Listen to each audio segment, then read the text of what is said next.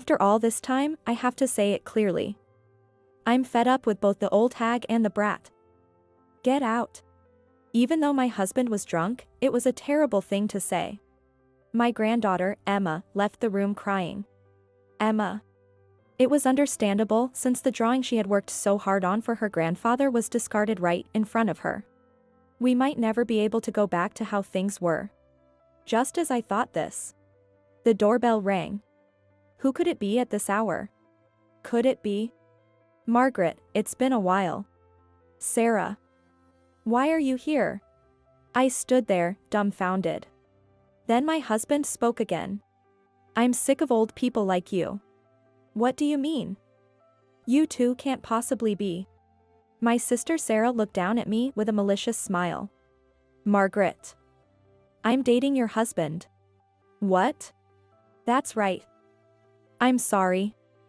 I'm going to remarry Sarah. I couldn't comprehend the sudden declaration, and I felt cold sweat might break out all over my body. Before I knew it, my hands and feet were trembling. I'm sorry. I'll take your husband, Margaret. Sarah watched me tremble in shock for a while as if it amused her. I couldn't stay like this. I will have my revenge against my husband and sister. This is where my grandchild's and my revenge began. My name is Margaret Hamilton, I'm 60 years old. I live quietly with my recently retired husband, Frank, a little away from the heart of New York in a peaceful residential area. I used to run a flower arrangement class there, making use of my qualifications. It's often said that many couples grow apart after retirement, but it didn't seem to be a problem in our house. Although it was a bit bothersome that my husband started seeking more attention from me than during his working days. At first, I was puzzled, but maybe that was also something fresh and possibly good. He was enjoying his hobbies such as chorus and chess, leisurely, and I genuinely enjoyed interacting with the friends I met in my class. Thus, walking at our own pace into this second phase of life wasn't bad. Just as I started to feel this way, an event that would change our lives occurred. What? Michael had an accident. That can't be. Could it be a mistake? My hand trembled as I held the receiver, my mind going blank. I couldn't believe it. My husband also seemed unable to grasp the situation, standing there in shock. 3 days ago, our son and his family had taken advantage of Labor Day to go on a trip with their daughter, just the three of them. The accident happened on their way back from a beautiful autumnal mountain destination in the north. It was unbelievable. Please, God, let them be safe. Just spare their lives. With a prayerful heart, we hurried from our home to a hospital in the northeastern region. But what we found there were the lifeless bodies of our son and his wife, already cold. It can't be true. No. Michael. Michael, wake up. The cause of the accident was apparently a large truck whose driver had fallen asleep and veered into the oncoming lane. The head-on collision had completely wrecked the car, the front of the vehicle was unrecognizably mangled. Both our son, Michael, and his wife, Erica, were reported to have died almost instantly. Michael, who had been busy every day working tirelessly as a salesperson. Despite the doctor's desperate efforts, neither my son nor his wife could be saved. The cold hospital corridor echoed with our voiceless screams and sobs. Normally strong, my husband cried out loudly this time, overwhelmed by grief. Our only son, Michael, was just 39 years old at the time. The only survivor was our granddaughter, Emma. God has taken our only son from us. The only remaining family member, our granddaughter, Emma, sat in shock, her face pale as if frozen, not moving a muscle. Through the window swayed by the cold autumn wind, heavy rain clouds approached. Before I knew it, the year had turned and it was already February. Half a year had passed since the day that changed everything. In this half year, we managed to get through our son and his wife's funeral and race through life in a daze, without even time to grieve. And so, we took in our granddaughter, Emma, now an orphan, and started raising her. We, as a couple, were doing our best to get our new life on track. Half a year had passed, but our time seemed to have stopped on that day. While I busily managed household chores and struggled with the unexpected return to parenting, my husband stared blankly out the window. At that moment, I still hadn't realized how much the accident had changed him. That day, when Emma didn't come home on time, I peeked outside through the back door. The outside air was as cold as ice. Was it track and field practice today? Watching my breath condense in the cold air, I was about to close the door when Emma returned. I'm home. Hi, it must have been cold, huh? Come in. Since her parents' death, Emma had closed herself off and barely spoke to us. But recently, she had started to show expressions typical of a middle schooler again. It will still take some time before she regains her true smile. She seemed to be making an effort in her own way. Although it was awkward, Emma was earnestly trying to fit into this new family dynamic. Emma was still 14 years old. She was in her second year of middle school. Losing both parents at once during such a sensitive period and being forced to change schools after being taken in by her grandparents. Emma was facing immense challenges. Thinking about Emma's feelings made my heart feel like it was going to burst.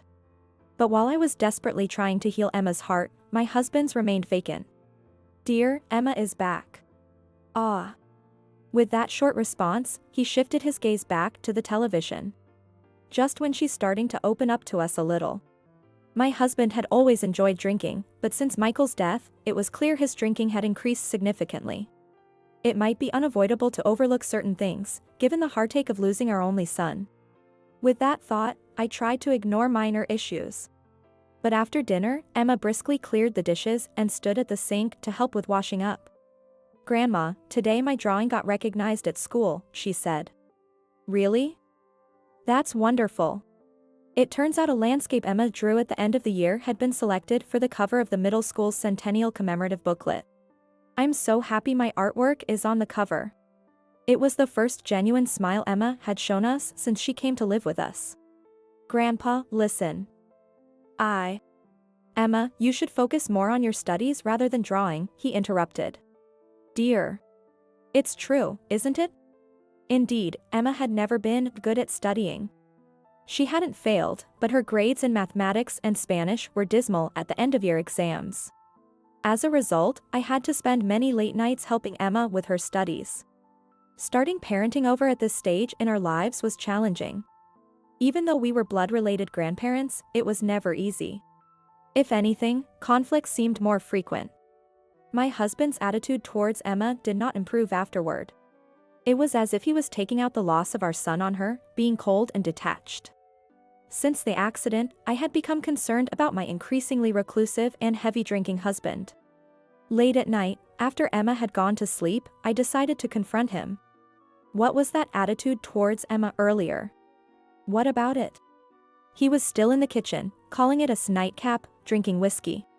She's finally starting to brighten up a bit, going to school properly, right? So what? Going to school is the least she should be doing.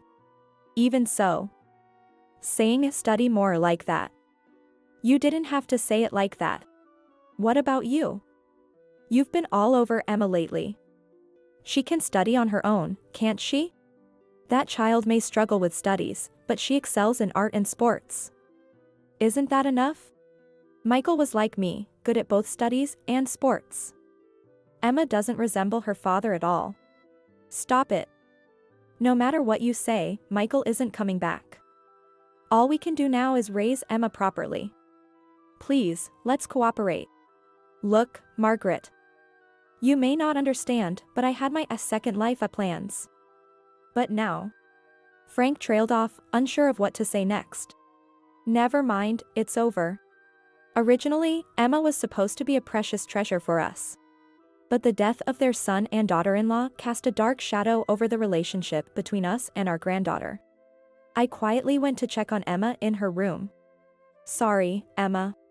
A single tear rolled down her cheek as she breathed quietly in her sleep. I gently wiped away the tear and silently returned to my bedroom. That night, my husband staggered home drunk very late. Hey, I'm home. Where have you been until this late? Does it matter? It's none of your business. In recent months, under the guise of a stress relief, my husband had been drinking out every night.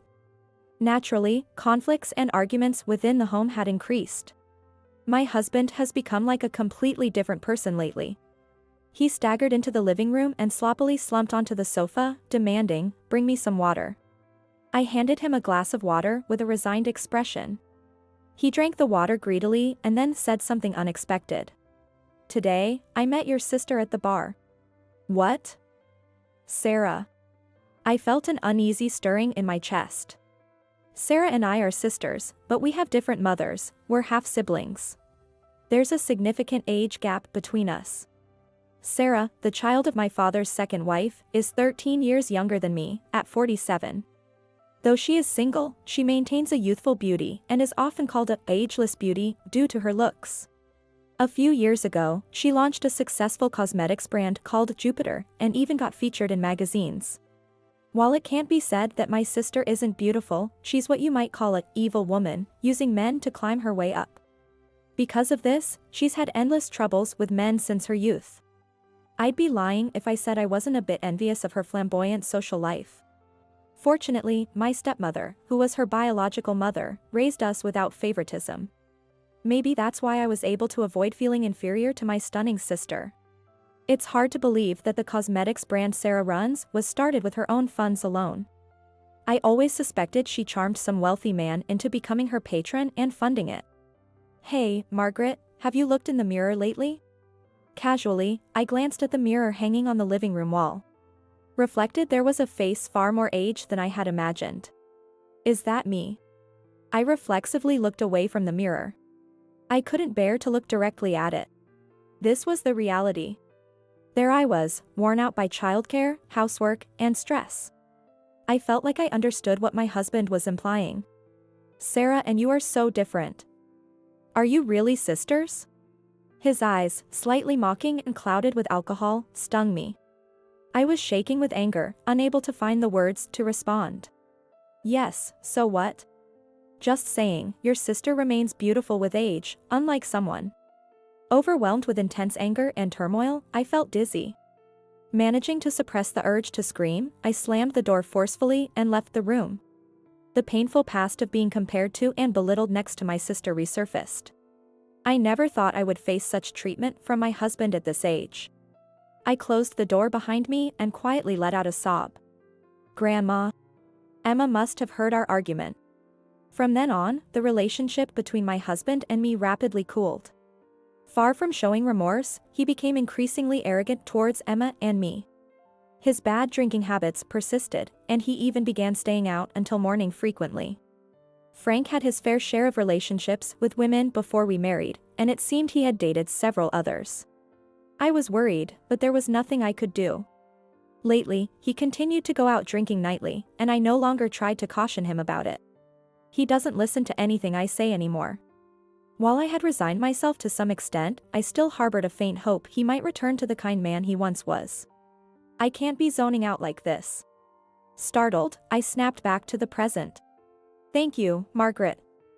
I appreciate your class today," said one of my flower arrangement students cheerfully as I smiled and saw them to the door.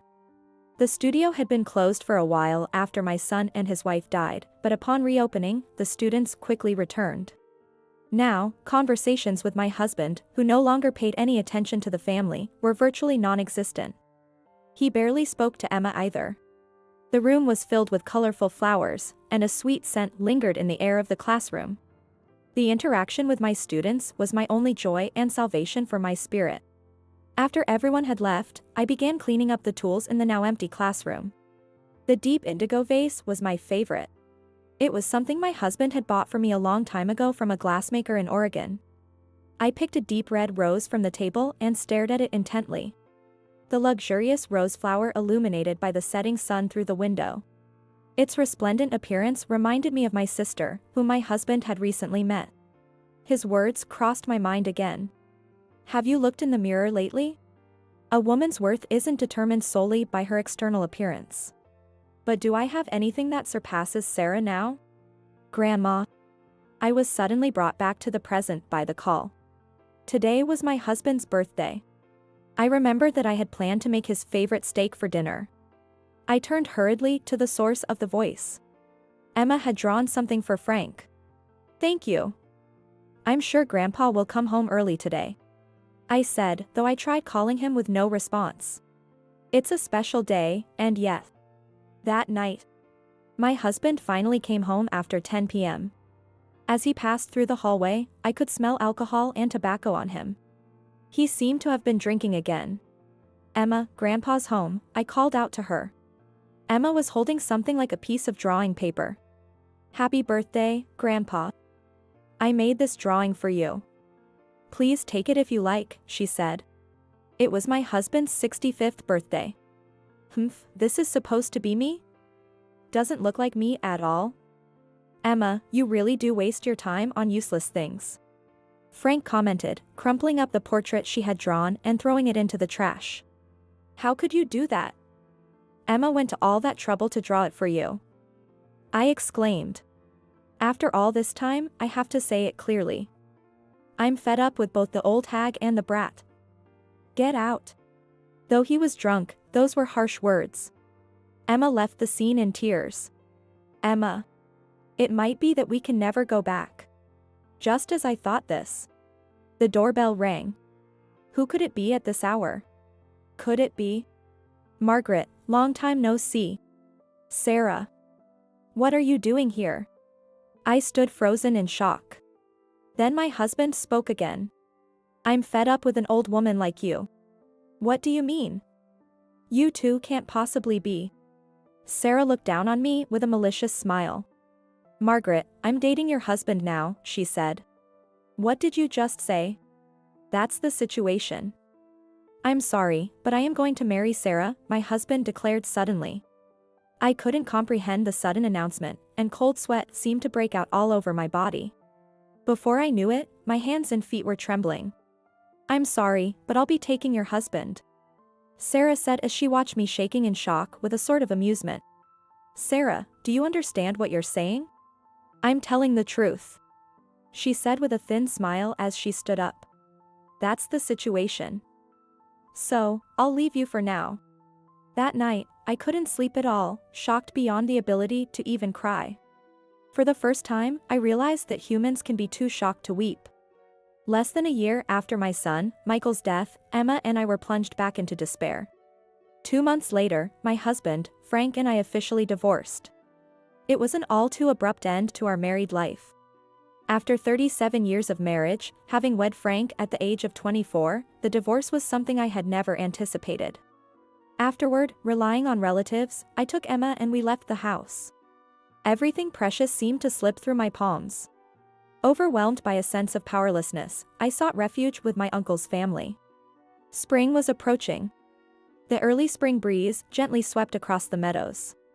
My uncle's ancestral home was located in a rural area along the mid-Atlantic coast. The water in the surrounding fields warmed up, and fresh green leaves sprouted on the nearby gentle hills. Despite the serene sunshine of the burgeoning spring, my heart remained heavy. I had just learned that Frank and Sarah had officially remarried. "Grandma, what's wrong?" "It's nothing," I replied as I packed Alstroemeria flowers into a basket. I was preparing flowers to be sent to a local fresh market. We were staying with my uncle, Tyler Harper, who owned the home. The Harper family owned several forests and fields in the region and grew flowers for shipment to the metropolitan area. And I had been allowed to work in their flower cultivation fields. The people of the Harper family, including Tyler, his wife, and my cousin's family, were all kind. I love flowers. Working in the fields doesn't bother me at all. But, "Emma. I'm sorry we had to move so often," I said. This was the second time Emma had to move schools since her parents' accident. "I'm sorry about Grandpa, but I think it's better this way," she reassured me. This region was warm and comfortable to live in. Close to both the sea and mountains, the scenic beauty of the area surprisingly appealed to Emma. She became more active in painting than ever, joined the art extracurricular activities at her new school, and started attending painting classes. Although I plan to eventually reopen my flower arrangement classes and establish myself independently. From the death of my son and his wife, to my husband's infidelity, the discord with my sister, and then the divorce. So much had happened in quick succession, and I still hadn't managed to sort it all out within myself. "Grandma, there's something I want to talk to you about," Emma said. "What is it?" "About Sarah. Look at this." She showed me her phone screen. "Sarah." I furrowed my brows. Looking at the LCD screen, I saw several familiar names flashing. This is... The name Sarah Harper and the company she runs, Jupiter Cosmetics, were mentioned. It was reported that the face wash sold by Jupiter Cosmetics contained fraudulent ingredients. The products from Jupiter contained ingredients that, though now strictly regulated in terms of allowable amounts, were used far beyond the legal limits. Many people developed severe allergic reactions, with their faces swelling or even experiencing anaphylactic shocks. The information posted on the internet quickly spread far and wide. Emma seemed to have noticed it through a retweet from a friend who used these cosmetics. Sarah is probably going to face a lot of trouble now. Grandpa too. Yes. They might come to you for help. It's okay, Emma. You don't have to worry about that. Those people are now leading lives that have nothing to do with us anymore. Yeah, I understand. I made up my mind firmly. A few days later, Sarah's company's scandal was already being reported on TV. According to the news, there were about 300 victims, and a group of lawyers was demanding compensation in the hundreds of thousands of dollars. Margaret, when your own sister is on the news like that, you must be restless. I've already caused so much trouble for you with Sarah and Frank's issues. We should have nothing to do with those kids anymore. They are a disgrace to the Harper family. Yes. And who knows what kind of bad luck they might bring in the future. Tyler made sure that Sarah and the others would not come near the main house, instructing all household members to be cautious. There was no way he could feel good about Sarah, who had snatched away her own sister's husband and then caused a national scandal. My feelings were complex. My mind was uneasy and restless. But my fears were soon realized. A few days later, I received a call from an unregistered number. Hello, Margaret? Shockingly, it wasn't Sarah, but my ex-husband who called. What do you want now? Don't be so cold. I need a favor. No. Just hear me out. I officially registered my marriage with Sarah recently. And I also took on a director's role at Jupiter. Then this mess happened. So, what about it? I need you to lend me some money. Your father was quite wealthy, wasn't he? Didn't he leave you a hefty inheritance when he passed away? Are you kidding me? After everything, you're going to drain my father's inheritance too? Don't ever contact me again. The audacity of a man who had abandoned his family for his wife's sister, now trying to tap into his ex-wife's inheritance. I was seething with rage. I struggled to keep my composure so that Emma wouldn't notice. Grandma, I'm home. Emma had returned home. Perhaps there was track practice today. Under the early summer sun, Emma's face was slightly sunburned. What's wrong? What do you mean, what's wrong? Because, Grandma, you're crying. Startled, I touched my face and realized that several tears were streaming down my cheeks. I'm sorry, I'm so sorry, Emma. I didn't mean to involve you in this, really I'm sorry. Unable to stop the tears, I covered my face with my hands and sobbed. Then a gentle hand landed on my head. It was Emma's hand. Grandma, don't cry. I could see Emma looking into my face with concern. The dark emotions I had been suppressing all this time suddenly overflowed and couldn't be stopped. During that time, Emma kept patting my head, comforting me with a there. Grandma, you've done nothing wrong. I couldn't reply. Is that really true? If only I had paid more attention to my husband after Michael passed away. If only I had been more empathetic towards him. If only Michael and his group hadn't met with that accident. Would our fate have changed? But now, everything was irretrievably lost. Grandma, let's be happy together. Can we really be happy? If you wish for it, surely we can. Yes, you're right. I'll be with you, so it's going to be all right. Aw, my sweetheart. I burst into tears of laughter. It was then that I truly felt grateful from the bottom of my heart that Emma had survived. That night, I made a decision. I decided to finally demand child support from Frank. Emma, I need to talk to you about something. What is it? I'm thinking of starting a flower arrangement class again, what do you think? Emma's face brightened up instantly. I think that's great. I totally agree. I believed that securing a substantial amount of money was absolutely necessary to properly raise Emma.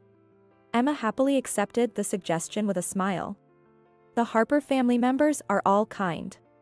I never felt uncomfortable here, but I was beginning to think about starting a new life just with Emma. Taking care of the many beautiful flowers in this floral nursery deepened my love for them. Flower arrangement was one of the hobbies that my and Sarah's mother had made us learn. Sarah gave up halfway, but I loved flowers, so I continued. A few weeks later, Sarah called us. "Margaret, what's this about? You demand child support from Frank out of the blue?" "There's nothing much to it.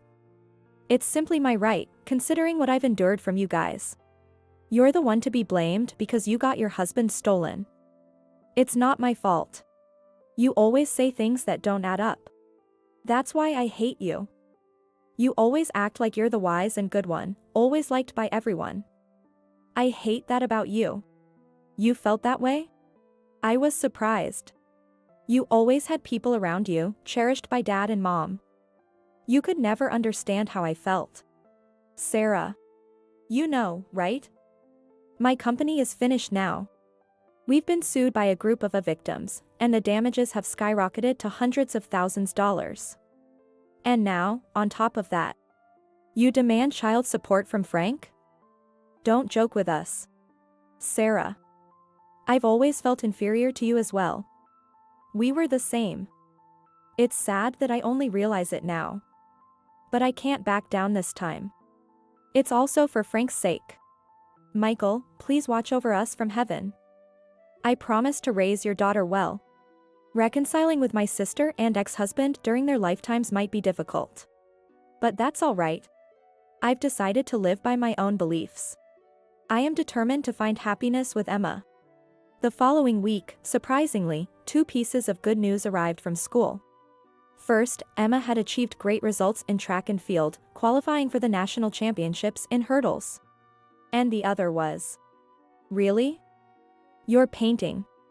"Yes. Grandma, I get to go to the Netherlands." At first, I couldn't believe my ears. Emma's painting had won a competition. Emma had entered a summer painting contest organized by a leading domestic art supply company. Her painting won the grand prize and would be exhibited in a prestigious museum in the Netherlands for a limited time. In addition to the prize money, travel and accommodation expenses were provided. This news was published on the cultural page of the newspaper, and it caught Frank's attention. Soon after, a call came to us again. "Hello, is that Emma? It's been a while. How are you doing?" "I'm fine. I saw the newspaper. It's amazing, winning such an award. Make sure to show it to Mayor too. I can't show it to you. It's going to be displayed overseas. I heard there was also some prize money. Could you get your grandma? There's something I'd like to discuss." "I can't do that. Grandma said she absolutely won't give you the prize money." "Anne, I'm not really concerned about the prize money."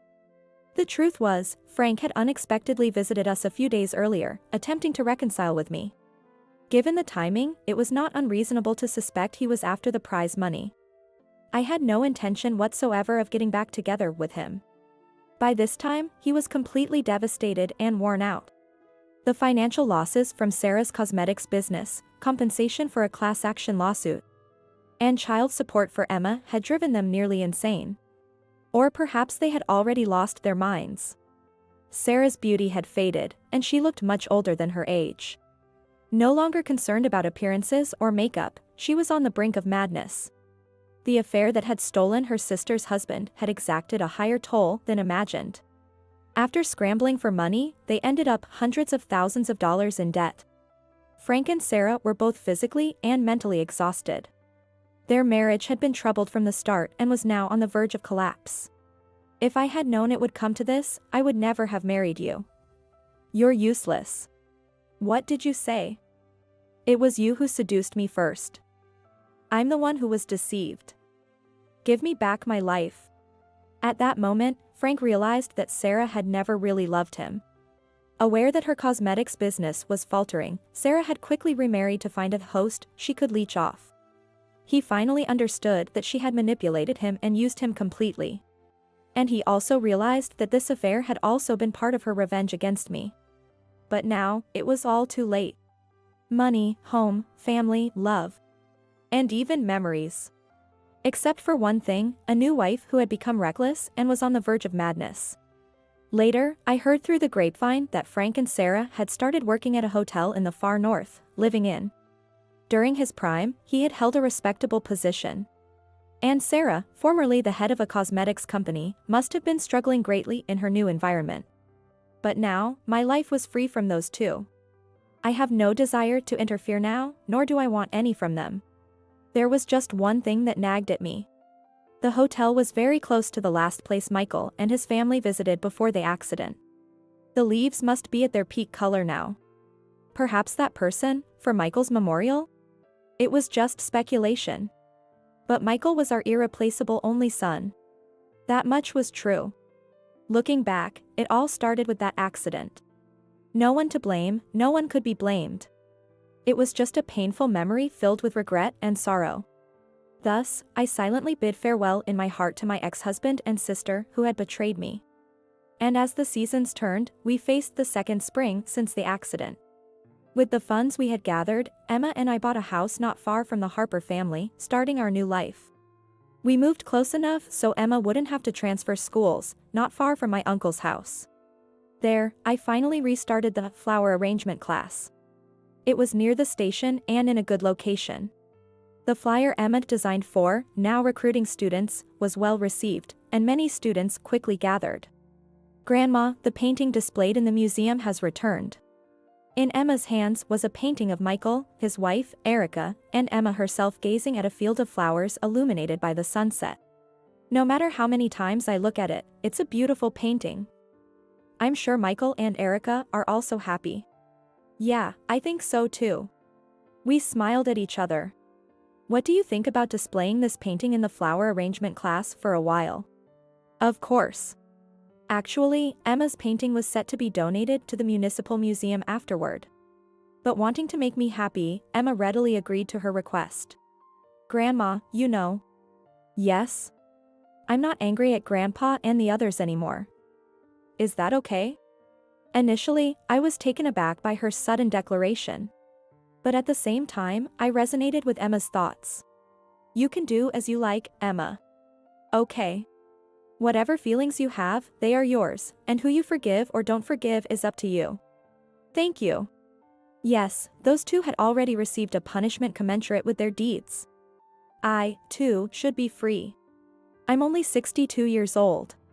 Life is still ahead of me. Above our heads, the future was shining bright.